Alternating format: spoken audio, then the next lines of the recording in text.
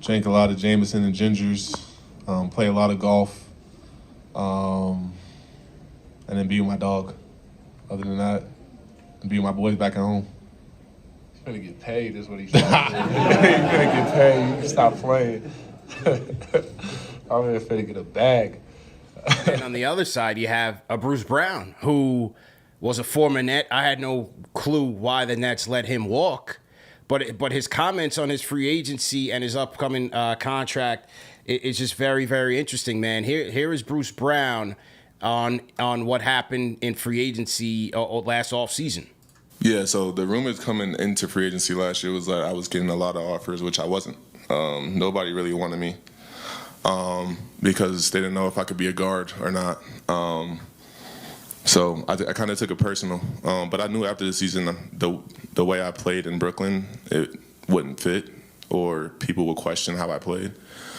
So I kind of told my agent that I was going to get F this summer, like I already knew it. So I just came in with a chip on my shoulder, and Denver came in and said the right things, and it clicked, and it was perfect.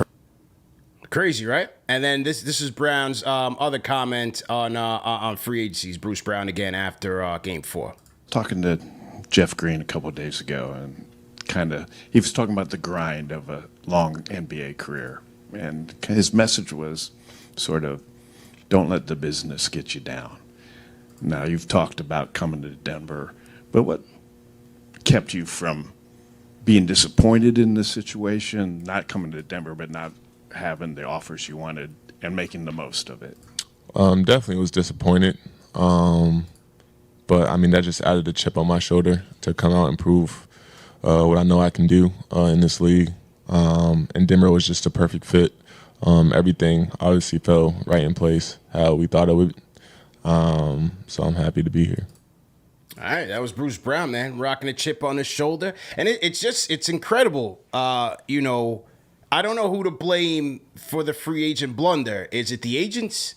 Is it his agent? Or is it NBA teams sleeping on this guy? But it's just funny to see how, hey, even the guys that get paid to evaluate talent get it wrong sometimes. Whether it's the draft, free agency, or putting together a roster. But I don't see how you look at this guy, what he did with the Nets last year.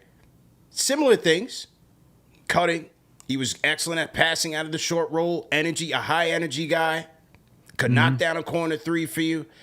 I don't understand how you look at that. It's solid defender. So I don't understand how you look at this guy and say, we don't have a place for this guy on our team.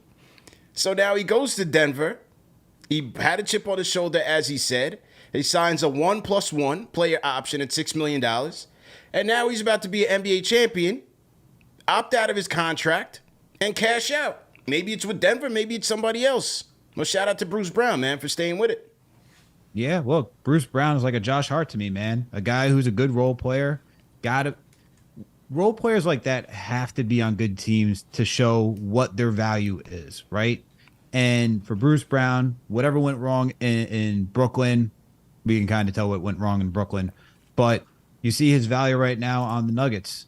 Crazy that you think that no one reach out to him. And that's why when we look at NBA teams, man, and, I always like, it's always like the funny responses that you see on Twitter, like, you think you know more than the team, da-da-da. Like, everyone makes mistakes, man. Like, everyone makes mistakes. Coaching, drafts, scouting. Everybody. Scouts. Even the guys that get paid for it. Look, man, we're Knicks fans. Right. Kevin Knox is still out there. Frank Ntilikina is still out there. Right. And that's when you watch someone like Bruce Brown, you're just like, how did this guy get under the radar? You could say maybe it might be the agent not doing a good enough job, like for PR wise, like, hey, this is what this guy does. This is what this guy, like, look at his tape. Look what he can offer you.